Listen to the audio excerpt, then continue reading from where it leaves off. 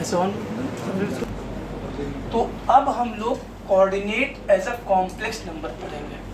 Coordinate में जितना पढ़ चुके हैं, मतलब पॉइंट से लेकर के हाइपरबोला तक, कहने को तो सारा क्वेश्चन कॉम्प्लेक्स फॉर्म में कन्वर्ट किया जा सकता है, लेकिन हम उतना फॉर्म केवल पढ़ना प्रेफर करेंगे जिसमें कि अगर कोऑर्डिनेट का क्वेश्चन बनाया गया, फ्रेम किया गया और हम कम टाइम में बना ले उतना। यहाँ पर तो सर अगर कोई क्वेश्चन ऐसा फ्रेम कर दिया गया है जो ज़्यादा टाइम में, तो कोई भी क्वेश्चन फ्रेम किया जा सकता है। तो सबसे पहला तरीका कि z को x प्लस आई वाई पुट कर दीजिएगा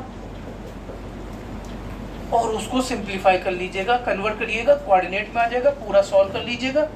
अगर आंसर कॉम्प्लेक्स फॉर्म में है तो फिर से x प्लस एक्स वाई को z के फॉर्म में कन्वर्ट कर देना। लेकिन कई बार क्वेश्चन ऐसे आते हैं जो कन्वर्ट करने में टाइम टेकिंग होते हैं और हम पढ़ लेंगे तो मोटा मोटी याद हो जाएंगे, एज इट इज क्वेश्चन आते हैं। तो इसलिए हम लोग वो आज पढ़ेंगे, पूरा कोऑर्डिनेट कहेंगे लेकिन कुछ कुछ पॉइंट्स। बाकी क्वेश्चन कोई भी फ्रेम किया जा सकता है और कई बार क्वेश्चन आए भी हैं। तो सबसे पहले हम लोग ने सेकंड डेफिनेशन भी पढ़ी थी, any ordered pair A comma B, जिसको हम लोग ने कोऑर्डिनेट फॉर्म कहा था। तो अगर कोई कॉम्प्लेक्स नंबर गिवन है तो कॉम्प्लेक्स नंबर कैन बी, तो ये आपका इमेजिनरी एक्सिस, ये आपका real axis, real axis, imaginary axis. अगर ये पॉइंट ए आपका z1 है, इसे ही हम लोग क्या कह सकते हैं, x1, y1। ये पॉइंट लेट सपोज हमारा b है, z2, इसको ही हम लोग क्या कह सकते हैं, x2, y2। तो किसी भी कॉम्प्लेक्स नंबर को एज ए कोऑर्डिनेट लिख सकते हैं, ये हम ऑलरेडी पढ़ चुके हैं। अब सबसे पहला फार्मूला पढ़ेंगे, डिस्टेंस बिटवीन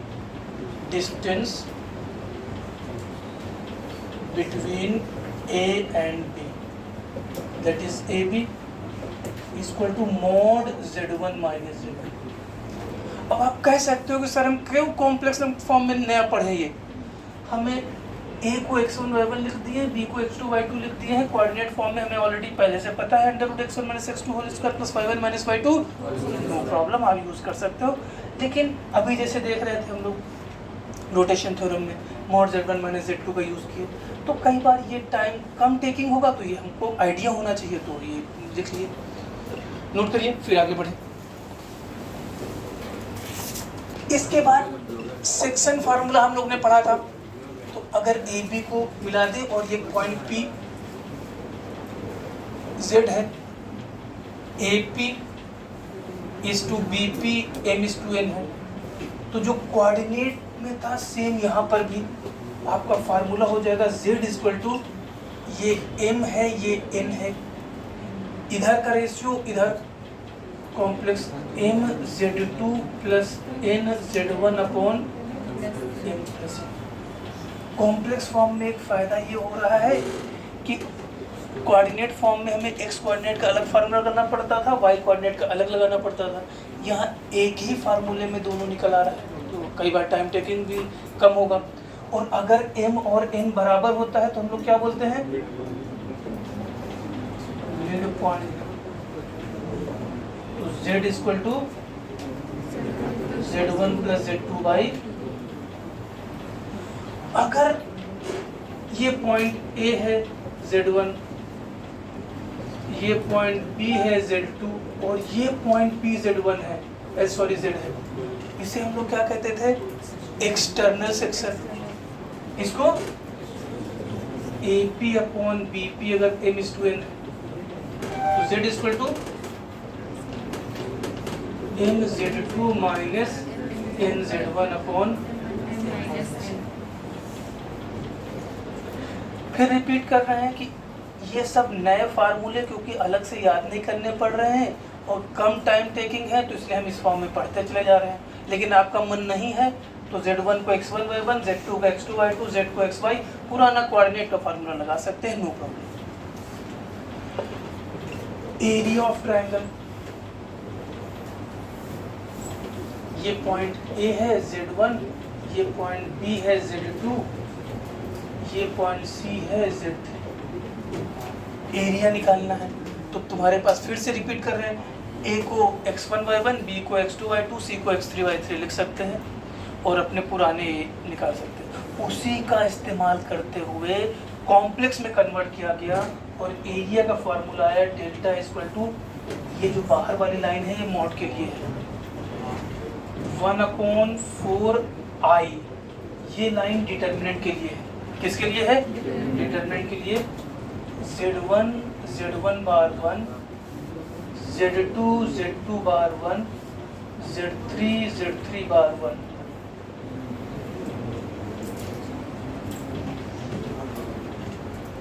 और अगर एरिया 0 होता है तो पॉइंट्स, तो चाहे यहाँ पर आप लिख भी सकते हैं कि इफ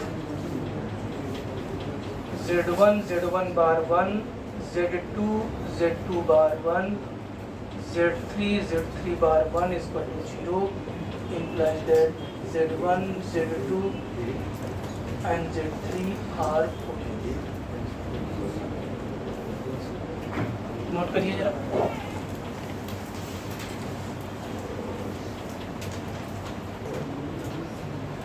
क्वेश्चन है, in the Argand plane ABCD is a square described in anti clockwise sense, मतलब A के बाद B C D आपका एंटी क्लॉकवाइज मूव करेगा। Capital A represents the complex number 1 - 2i, मतलब A का जो कॉम्प्लेक्स नंबर है वो 1 - 2i है। And the center of square represents the complex number 6 - I. Find the number represented by B, C and D। अब आपके पास option है इस क्वेश्चन को एज ए कॉम्प्लेक्स बनाना चाहे कॉम्प्लेक्स फॉर्म से, या कोऑर्डिनेट में कन्वर्ट कर ले कि A का कोऑर्डिनेट 1, -2 है और सेंटर कोऑर्डिनेट 6, -1 है, तो बाकी बचे वर्टेक्स का कोऑर्डिनेट निकालना है। जो भी वीडियो देख रहे हैं, stop the video, take 2 minutes for yourself and then try, come back.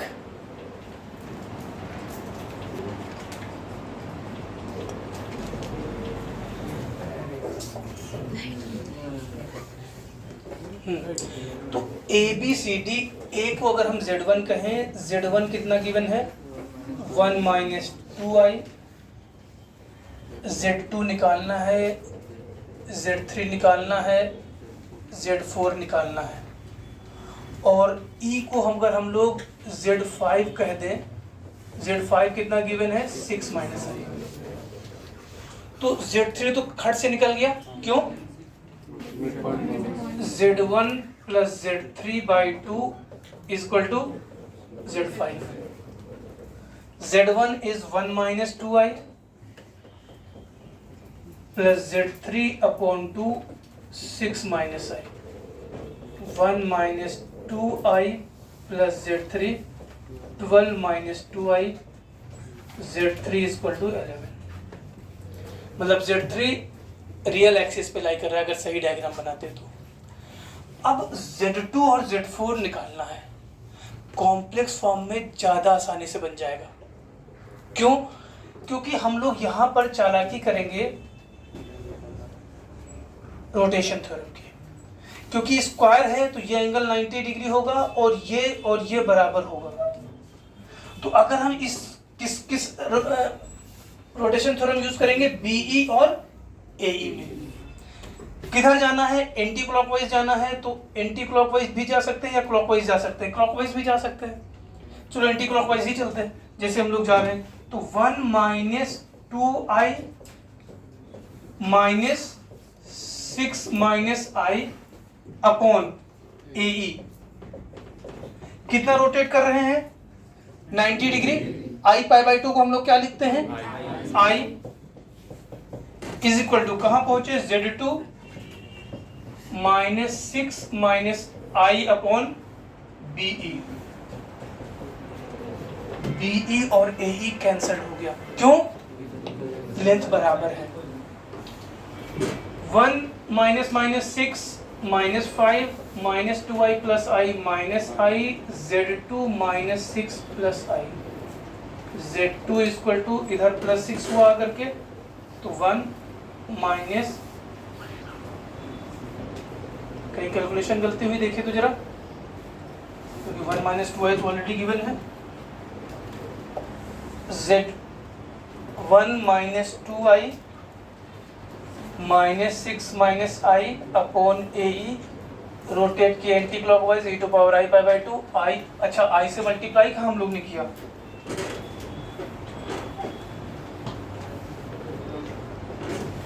तो 1 minus 6 minus 5i minus 2i और i square minus i square plus 1, z2 minus 6 plus i, तो z2 कितना हो गया 7 माइनस 6i। z2 पता है, z4 किस फार्मूले से आ जाएगा, मिड पॉइंट फार्मूले से। z2 7 minus 6i plus z4 by 2 equal to 6 minus i। Note करिए।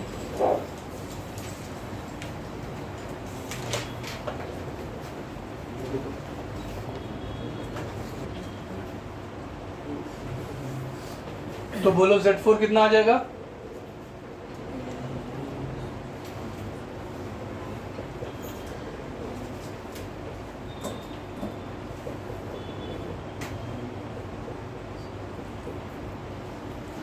z4 5 plus 4i। तो ये सिंपल स्क्वायर का क्वेश्चन, कोऑर्डिनेट का क्वेश्चन कॉम्प्लेक्स फॉर्म में कन्वर्ट किया गया, और कॉम्प्लेक्स फॉर्म में कम ही कैलकुलेशन दिख रही है। तो नेक्स्ट हेडिंग अगर आप चाहे तो हेडिंग दे सकते हैं ray. Argument z equal to theta. z आपका कॉम्प्लेक्स नंबर है, थीटा आपका रियल है, थीटा आपका कांस्टेंट है। थीटा आपका कांस्टेंट है, z कॉम्प्लेक्स नंबर है, वेरी कर रहा है, और थीटा आपका रियल है।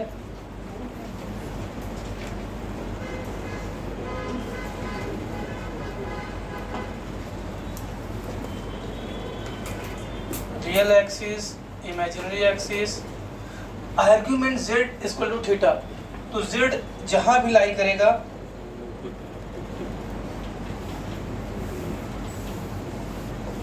ये एंगल थीटा, z कहीं भी लाई करेगा, इसमें इस रे पर कहीं भी लाई कर सकता है। कहां तक जा सकता है, इन्फिनिटी तक। तो लिखिए argument z equal to theta. ये लिखने के बाद locus of z, locus of z is a रे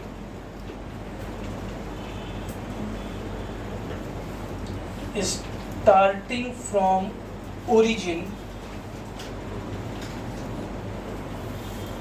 making an angle theta from positive direction of real axis।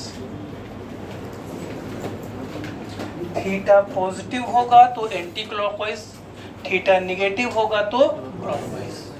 तो argument z equal to theta का लोकस क्या होगा, रे होगी।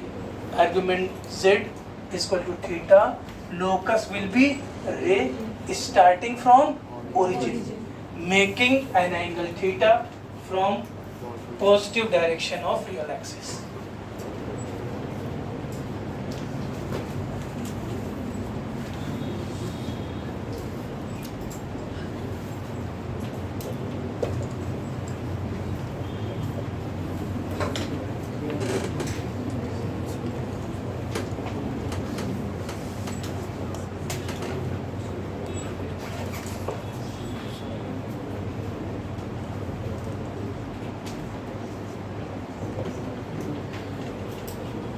Argument z minus z1 equal to theta. z1 complex है, theta real है, z1 theta constant है। तो इसका लोकस क्या होगा, इसका भी डायग्राम पहले बना लेते हैं, फिर इसका भी लोकस देखते हैं।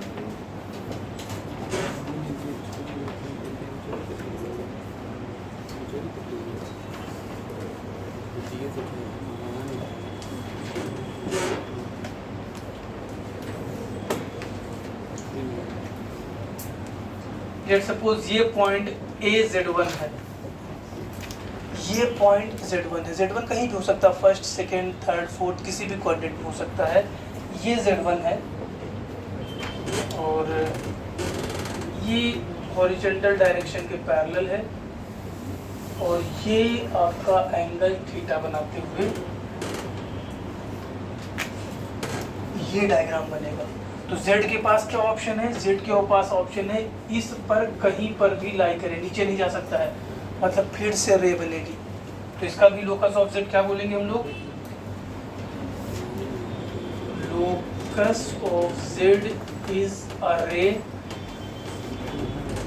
स्टार्टिंग, बोलो, starting from Z1 making an angle theta from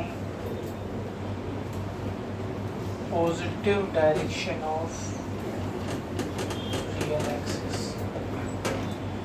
तो इस केस में भी argument Z is equal to theta is a ray and argument Z minus Z1 is equal to theta also locus is a ray।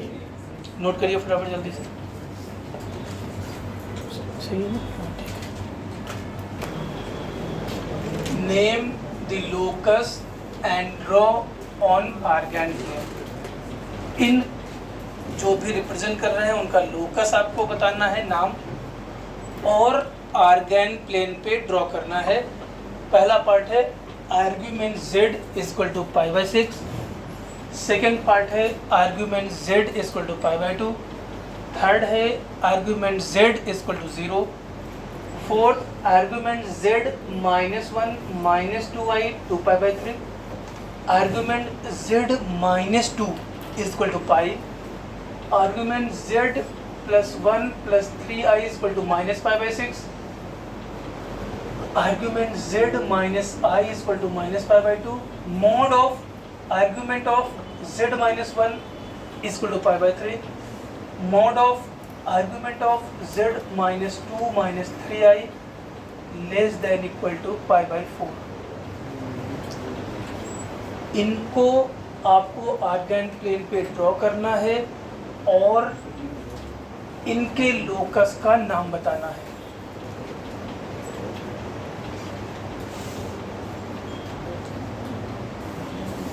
तो चलिए आइए देखते हैं, अपना अपना मिलाते जाइएगा।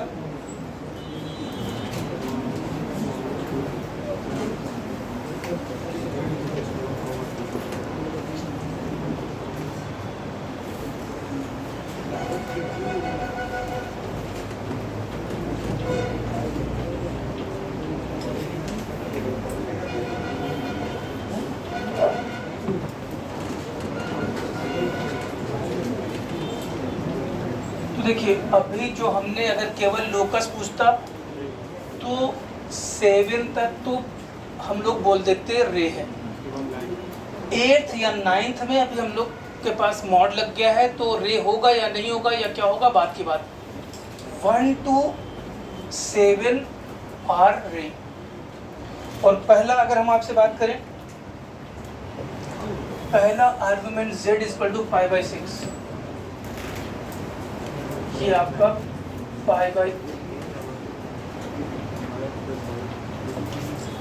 ये आपका π/6 बनाता हुआ ऐसे बढ़ता चला जाएगा रे, और ये आपका फर्स्ट पार्ट होगा।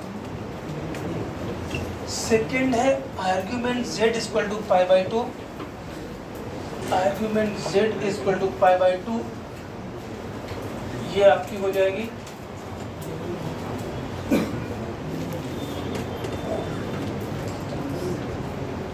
ये आपका एंगल 90 डिग्री, ये आपका सेकेंड पार्ट हो जाएगा। थर्ड है आर्ग्यूमेंट Z इक्वल टू 0, हम एक ही लाइन पे बनाए ले रहे हैं अपना argument Z equal to 0,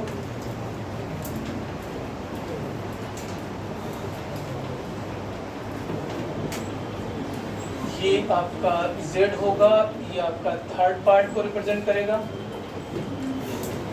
fourth part में आर्ग्यूमेंट Z Z1 की वैल्यू बोलो फोर्थ पार्ट में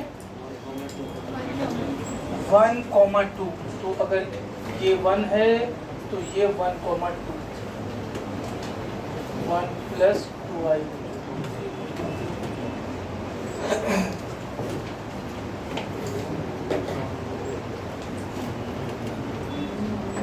कितना एंगल 2π/3। ये एंगल आपका 2π/3 होगा, ये आपका z होगा, ये एंगल आपका 2π/3। ये आपका कौन सा part? Fourth part. z minus 2 यहाँ कहीं आएगा।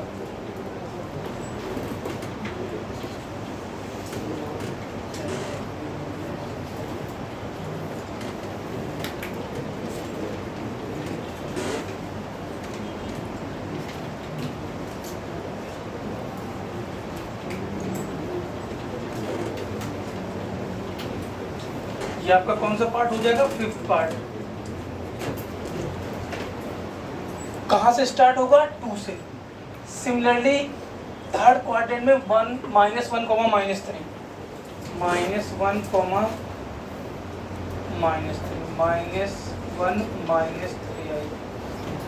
-3i -π/6 एंगल बना रहे हैं।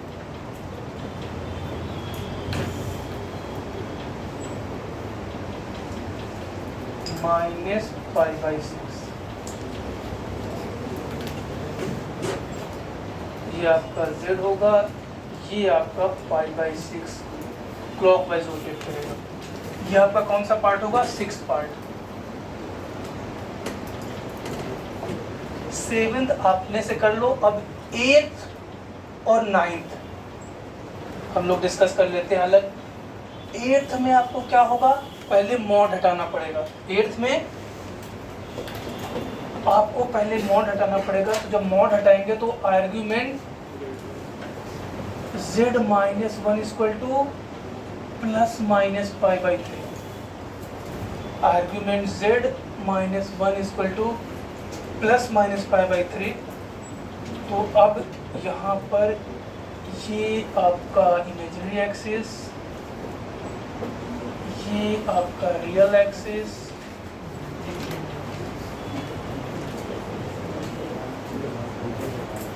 कहाँ से स्टार्ट हो रहा है? 1 से। आर्ग्यूमेंट एक आपका π/3 लेगा, ये आपका π/3 लेगा। दूसरा कितना लेगा? -π/3 लेगा। ये आपका +π/3, ये आपका -π/3। तो क्या बोलोगे? पेयर ऑफ रे starting from 1, 0। One ray is making +π/3 with real axis, and the ray is making -π/3। Last one में जब आप मॉड हटाओगे तो इधर लिख लेते हैं, उधर पे डायग्राम बना लेंगे, डायग्राम के लिए जगह नहीं बचेगी। मॉड हटेगा तो -π/4 less than argument z - 2 - 3i less than equal to π/4। तो पहले तो हम लोग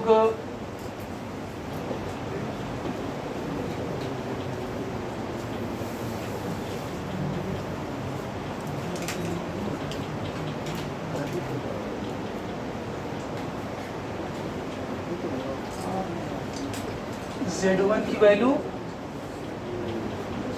z1 की वैल्यू 2, 3। तो 1, 2, 1, 2 ये पॉइंट। अब यह ध्यान से देखिए, ये इनइक्वालिटी है। इनइक्वालिटी ग्राफ अभी हमने कोऑर्डिनेट में आपको बताना सिखाया था कि इनइक्वालिटी का ग्राफ के लिए पहले इक्वालिटी का ग्राफ ड्रॉ करो। तो यहाँ से कितनी इक्वालिटी निकलेंगी? 2। आर्ग्यूमेंट z - 2 - 3i = π/4 और आर्ग्यूमेंट z - 2 - 3i = -π/4। तो यहाँ से जब हम लोग ड्रॉ करने चलेंगे पहले तो ये हॉरिजॉन्टल लाइन ड्रॉ कर दिए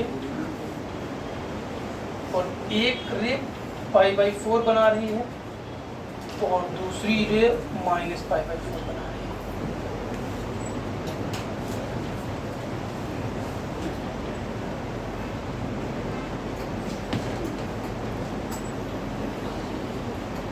π/4 ये माइनस, अब जरा ध्यान से देखिए अभी, लेकिन -π/4 से ज्यादा होना चाहिए और π/4 से कम होना चाहिए।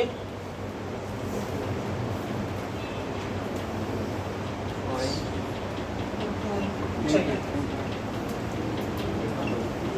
ये वाला पोर्शन, ये कैसे खराब कैसे आता है, ये पूरा पोर्शन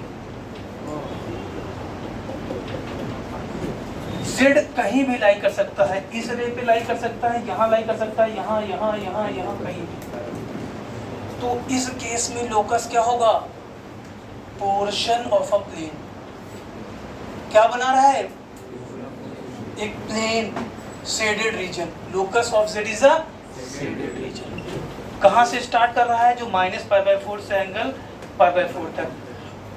इनफाइनाइटली मेनी रे जो कहाँ से स्टार्ट कर रही हैं, 2,3 से -π/4 एंगल बनाते हुए रोटेट करते हुए सारे पॉइंट्स का कलेक्शन, मतलब शेडेड रीजन। तो 8th आपका पेयर ऑफ रे रिप्रेजेंट कर रहा था, 9th आपका शेडेड रीजन इनफाइनाइटली मेनी रे का कलेक्शन रिप्रेजेंट कर रहा है। तो आज की क्लास यहीं तक, मिलते हैं फिर नेक्स्ट क्लास में।